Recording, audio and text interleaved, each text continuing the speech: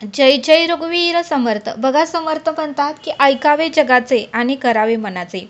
बघा समर्थ म्हणतात की ऐकावे जगाचे करावे मनाचे. आणि म्हणूनच समर्थ म्हणतात की आजकालच्या या पिढीला लगेचच आपण मोठं व्हावं किंवा लगेचच आपण श्रीमंत व्हावं असं वाटत असतं. पण बघा म्हटले समर्थ, कष्ट केल्याशिवाय, त्रास सहन केल्याशिवाय कोणीही पुढे जात नाही. बघा म्हटले समर्थ, आज तूप खाल्लं की उद्या लगेचच रूप येत नाही.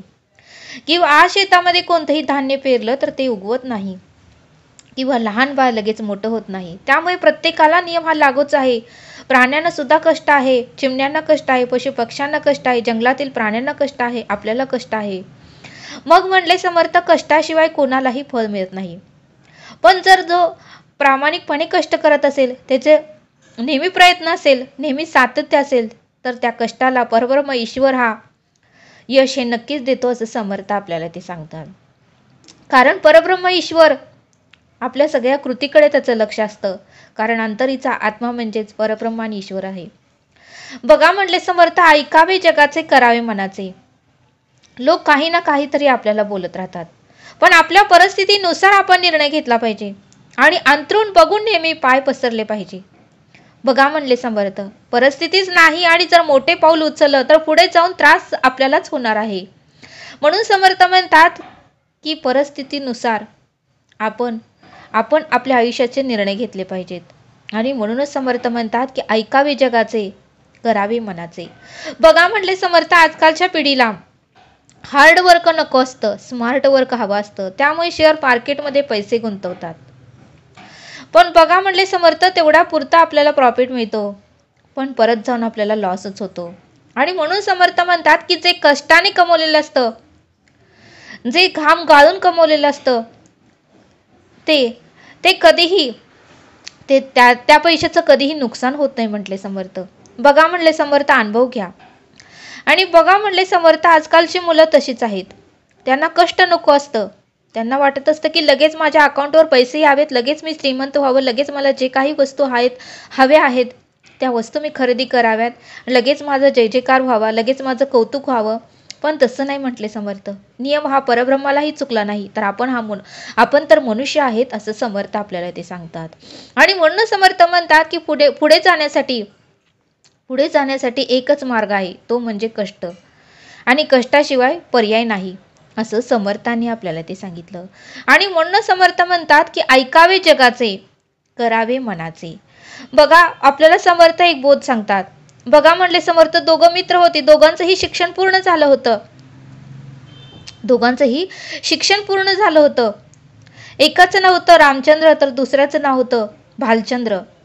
मग ज्यावेळेस रामचंद्राच्या वडिलांचं दुकान किराणे दुकान होतं, मोठंच्या मोठं त्यांचं बाजारपेठेमध्ये दुकान होतं, होलसेल विक्रेतेही करत होते ते, आणि भरपूर त्यांच्या दुकानामध्ये गर्दी असायची. रामचंद्रला काही शिक्षण पूर्ण झाल्यानंतर वडिलांनी सांगितलं होतं की तू आता हा जो बिझनेस आहे आपला तो तूच सांभाळायचा, कारण आता माझं वय होत आहे. त्यामुळे रामचंद्रने डिग्री घेतली आणि तो जे काही वडिलांनी त्रास सहन करून जो किराणा मालाचं दुकान उभं केलं होतं त्यामध्ये तो जाऊन आयता बसू लागला आणि फक्त ऑर्डरी करू लागला. कारण नोकर चाकर मोठं दुकान असल्यामुळे होतं, फक्त माल घ्यायचा, किती आलाय बघायचं, पेमेंट करायचं, काय संपलं असेल तर ऑर्डर करायच्या, कामगारांची पेमेंट काढायची, काय आहे नको आहे ते बघायचं. हे काम ते रामचंद्र करत होता. पण भालचंद्राची गरिबी होती, त्याचं मात्र व्यवसाय वगैरे काहीच नव्हतं. वडील मात्र शेतात जाऊन मजुरी करून आणत होते. आणि मग मात्र भालचंद्र हे दोघं मित्र असल्यामुळे भालचंद्र नेहमी रामचंद्राला भेटायला दुकानात येत होता. त्यावेळेस रामचंद्र भालचंद्रला म्हणायचा, अरे तूही आता माझ्यासारखंच असं बिझनेसमॅन हो, असं काहीतरी धंदा काढ. तू किती दिवस लोकांची नोकरी करणार आहेस आणि त्याने तू काही पुढे जाणार आहेस का? आणि आज माझ्या वडिलांनी हा बिझनेस मोठा केला आहे, मला भेटलेला आहे, पण तू थोडं का होईना सुरू कर. त्यावेळेस भालचंद्रालाही वाटू लागलं की खरंच आपणही एक बिझनेस काढावा, व्यवसाय करावा. आणि तो घरी गेला आणि वडिलांना म्हणू लागला की बाबा मलाही आता नोकरी करायची नाही, मलाही माझ्या मित्रासारखी रामचंद्रसारखा एक धंदा काढायचा, व्यवसाय काढायचा आहे. त्यावेळेस वडील म्हणाले की अंतरून बघून पाय पसरावे, ऐकावे जगाचे करावे मनाचे. आपली परिस्थिती काय, तू बोलतोय का, तुला काय आहे का नाही. तू थोडे दिवस नोकरी कर, चार पैसे मिळव आणि मग आपण बघूया पुढचं. आता जर तू म्हणाला की मला धंदाच काढायचा आहे, तर बघ म्हणले, गाळ्याला डिपॉझिट आहे 50,000, भाडं आहे 10,000, त्यात माल भरावे लागेल, माल भरलं तर गिऱ्हाईक येणार, त्यात आपलं घर छोटं आहे, कर्ज जर काढायचं झालं तर घरावर एवढं कर्ज मिळणार नाही, आणि जरी कर्ज काढलं उद्या नाही व्यवसाय चालला आणि कर्जाचे हप्ते कसे फेडणार, घर कसं चालवणार, आणि उद्या घरावर पण जप्ती येईल. त्यामुळे तू थोडा विचार कर, परिणामाचा विचार कर, पुढे जाऊन आपल्याला काय भोगावे लागेल, काय करावं लागेल याचाही विचार कर, कारण आपली इन्व्हेस्टमेंट काहीच नाही आणि कशाने आपण ते कर्ज फेडणार आहे. त्यामुळे तू काही वर्ष तर नोकरी कर आणि नंतर मग तुला जे काही मनात वाटल तो तू व्यवसाय करू शकतोयस, माझं काही हरकत नाही, पण थोडी बचत कर आणि तुझ्या कष्टाच्या पैशानेच तो व्यवसाय चालू कर. तू कर्ज काढू नको, कर्जाने अनेक लोकांना त्रास झालेला आहे, अनेक लोकांनी आपलं जीवन या कर्जामुळे संपवलेलं आहे. त्यावेळेस तू त्याचं ऐकू नको. त्याच्या वडिलांनी आयता बिझनेस त्याला करून दिलेला आहे, तो नुसता जाऊन बसला आहे, पण आपलं तसं नाही. त्यामुळे ऐकावे जगाचे, करावे मनाचे. त्यावेळेस मात्र भालचंद्राला आपल्या वडिलांचं बोलणं पटलं आणि त्यांनी ठरवलं की आता आपण नोकरीच करायची. थोडे दिवस तर आपल्याला पैशाची बचत होईपर्यंत आपण करायची आणि नंतर पुढच्या पुढं बघूया.